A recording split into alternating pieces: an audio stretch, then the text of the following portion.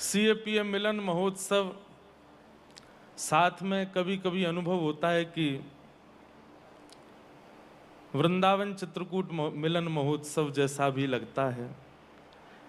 जब ठाकुर जी की चर्चा होती है और फिर साथ में श्री रघुनाथ जी की चर्चा होती है, कोई भेद नहीं है श्री ठाकुर जी की लीला में। बस स्थान थोड़ा परिवर्तित लगता है और थोड़ी मर्यादा में परिवर्तन आ जाता है, बाकी लीलाएं तो एक सी ही हैं।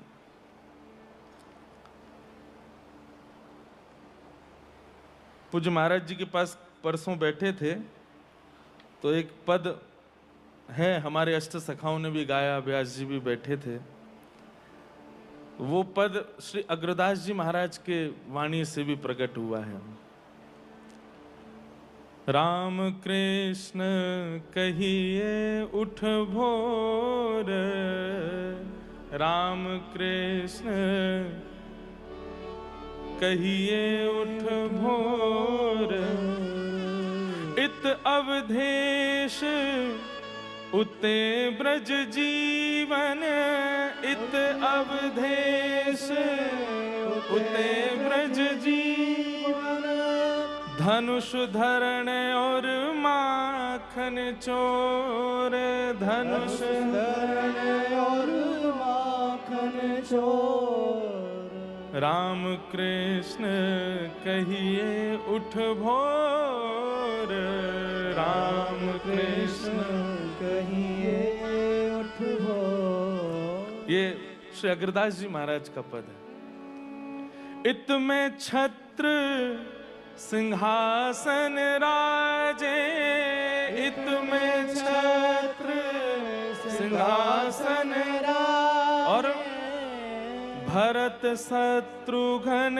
लक्ष्मण जोर, भरत शत्रुघ्न लक्ष्मण जोर, और उत में लकुट मुकुट पीतांबर, उत में लकुट मुकुट पीतांबर, और गोवंश संग युगल किशोर, और गोवंश संग युगल किशोर, राम कृष्ण कहिए उठ भोर, राम कृष्ण कहिए उठ भोर। इत में सिंधु शिला तरानी, इत में सिंधु शिला तरानी, उत गोवर्धन नख की कोर, उत गोवर्धन नख की कोर, श्री अग्रदास के ये दो ठाकुर, अग्रदास के ये दो ठाकुर, कौन? दशरथ सुत और नंद किशोर, दशरथ सुत और नंद किशोर, राम कृष्ण कहिए उठ भोर, राम कृष्ण कहिए उठ भोर। जब आचार्य भेद नहीं देखते हैं तो हमें भी नहीं देखना चाहिए, देखना ही नहीं चाहिए।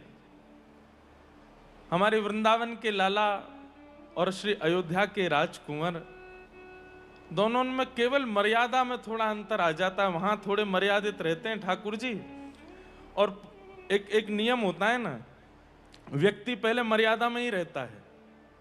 पहले जो आवे वो मर्यादा में ही है। राम जी पहले आए इसलिए मर्यादा में ही रहे, लेकिन मर्यादा की पूर्ति करने के बाद जब दोबारा आए बोले मर्यादा पालन करनी हो तो वहां जाओ।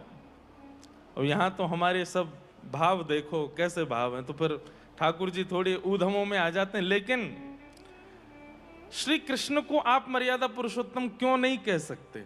वो भी मर्यादा, कौन सी मर्यादा तोड़ी ठाकुर जी ने? एक भी तो नहीं, सब मर्यादा में ही किया। अब थोड़ी नटखट लीलाएं करना, थोड़ी ऊधम आदि करना, ये सब भाव तो सब बालक करते हैं।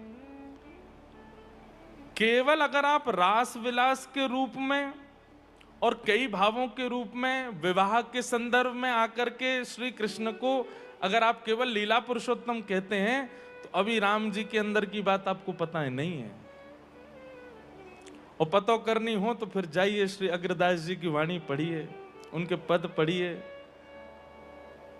श्री चंद्र कला जी के सुंदर भाव सुनिए। अभी सुनाएंगे धीरे धीरे। देखो, एक बात आपसे पहले ही हम बहुत स्पष्ट रूप से कह दें, सोशल मीडिया का टाइम है, लोग बातें काट के कुछ भी रूप में डाल देते हैं।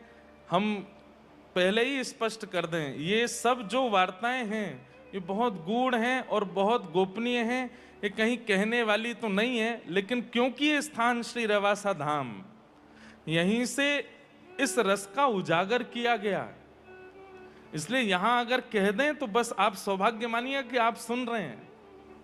पर कहीं इन बातों को अलग ढंग से निकाल करके और प्रभु श्री राम की लीलाओं पर आप किसी भी प्रकार का भाव गलत रूप से मत ले जाइएगा। आपको भी अपराध लगेगा और हमको बताने का भी अपराध लगेगा।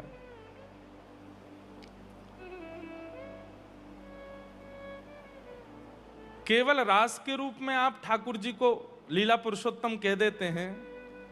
16,108 ब्याह हुए, इसलिए श्री कृष्ण लीला पुरुषोत्तम हैं। राम जी श्री सियाजू के ही रहे और कोई ऐसी भावना उनकी प्रकट नहीं हुई, इसलिए उनको मर्यादा पुरुषोत्तम कहते हैं। तो हमारे राघव जी की अंतरंग लीलाएं हैं, कुंज निकुंज और निभृत निकुंज। कल महाराज जी प्रस्तुत कर रहे थे अपने भावों में कि श्री अयोध्या की लीला कुंज की लीला है,